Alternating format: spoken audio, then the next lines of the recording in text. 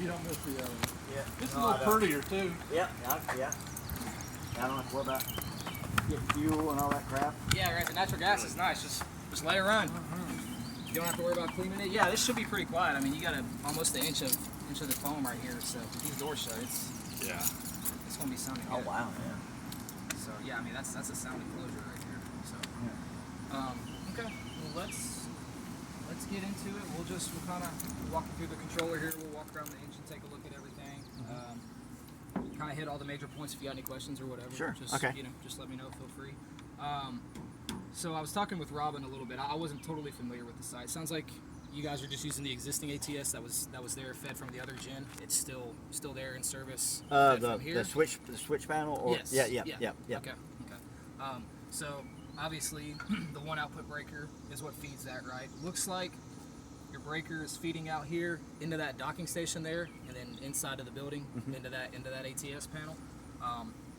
So the docking station there, not really something you guys would ever need to mess with. We can take a look at it here before we get too far on the generator side. But essentially what this is for, right, is just so you could bring in, if anything ever happens to this generator and it goes down or needs repair, service, whatever, you can bring up another generator, easily, quickly connect it in here, and it's going to power everything downstream just like that generator. So this is maybe a little, I don't know, normal and off isn't the most clear instructions, I guess I'll say. So normal is essentially this generator is feeding into this panel and it's just passing through basically. So it's feeding in, gonna power all your loads, but it is coming through here. So now if you turn it off, that's gonna disconnect this generator from feeding in through here, and then it's gonna be hot from your portable generator that comes in here and connects up to it. So that's all this thing is doing. So when they do it like a heat bank or a load test, load bank, this is where they'll connect to. They could connect through here. This is technically designed to only, I think it even says it on here. Let me see. This is technically only designed to power inlet, but the only thing that really matters is these cams right here. So these are male cams, and so what they'll do is they could connect the load bank through here. They'll just have some gender changers on the cables, and they can pop them in here and then load bank test it from there.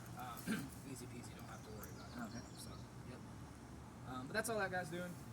So just kind of a nice feature to have, right? Easily pop in another unit if you have to. Okay, so we'll go through here. Go through the controller here pretty quick. Nothing too crazy. It's nice touchscreen. This is the APM 603 controller, so this is their kind of new top of the line deal coming out of Kohler. It's pretty slick. On your main screen right here, you kind of have some of your basic parameters. I don't know if you guys do we had monthly logs. We do. Well, other one we had it set every Tuesday to come on from 12 for like 25 minutes from 12 to 12:25. Sure. And I'd come out and I'd check the gauges. Okay. And write it on a sheet, and we had to the state checks that out, and I don't know, Metro don't really check it, but the state does. Okay. I mean, everything you'll need for that should be here. So when it say like we got it, I don't know if the electrician, if he got it scheduled, and he said he was going to do it. We'll take a look at the switch in there and it's set up. But when it comes on, will this still be here? So this will stay exactly like it is now. You'll see the readings on here, right? Okay, good. So frequency, battery voltage, oil pressure, fuel level, not applicable here for natural gas, right?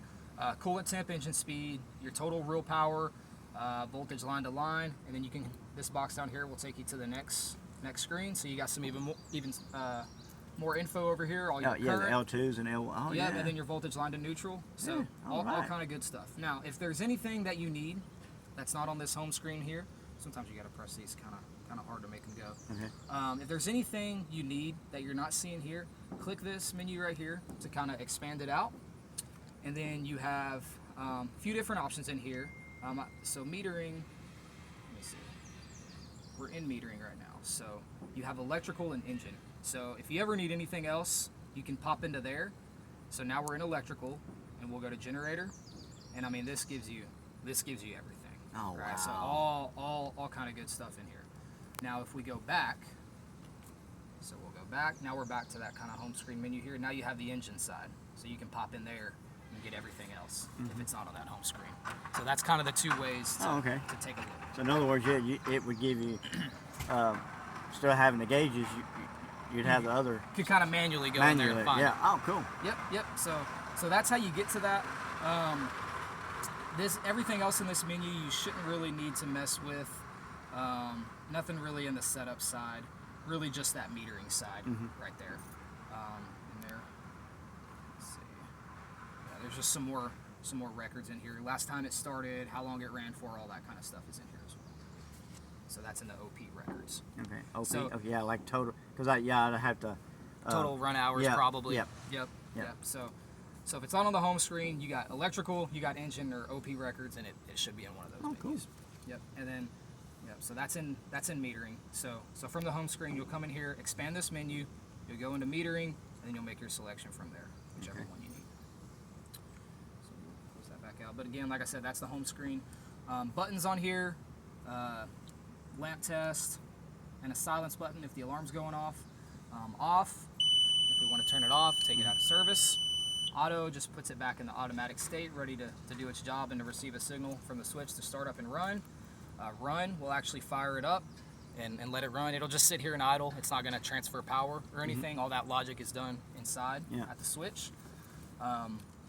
But that is, and so that's essentially the same thing as your kind of weekly testing. Yeah, I was just going to say, if you wanted to do it manually, I could just come out here and do it manually. Exactly. Okay. So let's look at how to clear a fault in here, because that comes up a lot, right? So let's just say somebody presses the E-stop, and it's in E-stop now. We want to clear it, right? So this is a twist E-stop. So twist it like that, it pops out. So now it's out of E-stop, but you can see we're still in a red fault, which is a shutdown, and the yellow fault here, which is a warning. So we need to clear that, right? It's not enough to just physically clear it and then say, okay, we're good. Yeah. So you can see all of our alarms in here when we go to active alarms. I can acknowledge them in here, and what we have to do, it's still red, right? Nothing's going to change until you come here and hold this for 3 seconds and do a reset. So now pull this alarm back down. Nope, don't want that. So system not in auto, we'll put it back in auto, and then now we're good to go. Back where we started. Yeah. So you have to physically clear the fault, whatever it is, and then come out here and hold your reset button for a few seconds. That's pretty much it from the controller side. Really not a whole lot of control here. All that logic and brains is done inside. Yep. We'll I'm glad to see that. Yep. All your manuals right here. Yep. I figured you guys may want to grab those. Yeah. A lot of homework for us, Chris. And then we can get you guys a copy of all that electronically too. If you don't have it, we can certainly. Good. I'll let That's Chris no big deal deal with that. He's my electronic Okay. guy. So let's take a look. So everything else over here. I mean, you guys had a generator before, right? So you're pretty familiar with kind of how these work. Couple key features. Obviously, the natural gas supply coming into it. That's where it's getting its fuel supply from. It's not a diesel like we talked about. It is a little bit different. So that supply line runs in over there, goes up underneath the radiator fan, that black pipe coming through, and then feeds into the engine here, and then ultimately into there. It's a regulator. Yep. So that steps it down. Coming in, we're like, I think this is rated 6 to 14 inches of water column, which is right within our operating range. So, and then it has a onboard regulator as well, just for added kind of safety or regulation methods. So, couple key pieces. Block heater down there. So that is essentially just keeping the engine warm. Right, not this time of the year. It's probably not going to turn on. Right. It turns on automatically by a temperature sensor.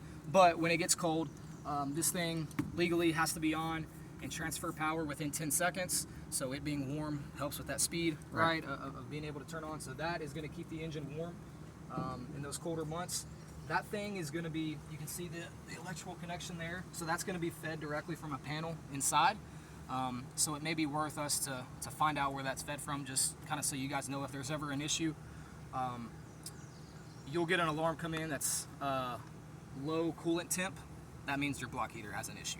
Okay. So first thing would be, maybe check the breaker that's feeding that, make sure it's still got power. Yep. Make sure all your connections, hoses, clamps, everything is tight and that it's feeding into the engine. So that's that would show up. Say it's stationary like it is right now, Yep. and it's cold, and that thing malfunction. Yep. That sends that alarm and says, "Hey," and it'll Correct. say low cool. Okay, low that makes cool and sense. temp. Okay. Yep. That's exactly what that'll Okay. be. As far as everything else over here, I mean, just kind of normal engine stuff, right? You got 2 air intake filters right here. I think your dipstick is down here as well. Check the oil level, filters. You do got your sight glass there. Check the coolant. Just quickly, awesome. easily pop open the door. Yeah. Yep. Were you guys serving this on your own? Were you through a We contract? had through us or we someone had a else? contract. We got with AdPro, Okay. Advanced Generator Services. Okay, Yeah. okay. We've had them ever since I've been here. I've been here Okay. 18 years. Gotcha. I don't know. Do y'all do Villa now? What do you mean? Villa, our building, or The other side over there? yeah, I don't know. I know Lauren had sent a quote in for maintenance. Yeah, Okay. because I know they're not using AdPro anymore. Okay. I don't know. We can who at least they- get you guys a quote if you want to take Okay, a look yeah. at it, if it yeah, makes sense. Yeah, because we have to have quarterlies. Yep. Yep. And an annual. Yep. And then a Probably low bank. And a low bank. So yeah. If you want to get with Lauren, have her Yeah, send some yeah, pricing please, over. yeah, please do. Some, Okay. some options. Okay. So that's it over here. We'll pop around to the other side. It's like a big dragster motor, don't it? Yeah, those things are beefy for what they are. Yeah. But yeah, man, you talking about considerably quieter Yeah, it's than what? crazy. Yeah. It is. Yeah. So you go, you have one of these running with the door open, and then you shut the door, and it's like, damn. Yeah. All right, so we talked about the block heater over there. So another, probably even more important piece, because this is going to be important all the time, is your battery charger. Yep. Right. So you got your 2 batteries here, 2 12-volt batteries connected up to make a 24-volt starting system. So those are powered up or charged up from this charger right here. It's just this little trickle charger, just to make sure that they're up to their rated capacity all the time. And this is just plugged in right here to that receptacle. So unlike the block heater, it's not hardwired, it just has a plug, but still that's going to be fed from some panel in there, probably close to where that block heater is fed from. We can take a look at it. Okay. But you always want to make sure this has power, right? Because if that loses power, then your batteries drain and die down, because the controller is going to stay on all the time, right? Because it's connected to the battery. So those batteries are going to have a drain on them. Yeah. So we want to make sure that thing's got power. Obviously, if there's ever an issue, it'll alarm as well. It'll just say, battery charger fault, low voltage, battery voltage, whatever. All right. So right now that panel over there is being fed power From by the these batteries. batteries. Yep, Okay. correct. All right. So if we went and That's good to know. disconnected these batteries right here, controller would die, generator wouldn't start. Gotcha. Yep. Okay. So Yep. that's important. I know Yep. I think it's every 2 years we have to change the batteries. Sure. Yeah. Yeah, I think that's what it pretty is. common. Yep, Yeah. yep. I think these are rated to last a little longer, but just as a general safe practice, 2 years is great, right? Okay. Because you're going to be well within the lifespan Right. of those batteries and not have an issue. But yeah, so charger is going to be super important to keep those up and ready to go. Like I said, it'll yell at you if there's an issue with it, or if it senses that the battery voltage is low. Because the charger could be working fine, but it'll still sense that the battery voltage is low if there's an issue with one or both Okay. of the batteries. Cool. Yeah, that's a lot easier to get to. The other one, I Yeah. had to jump up and then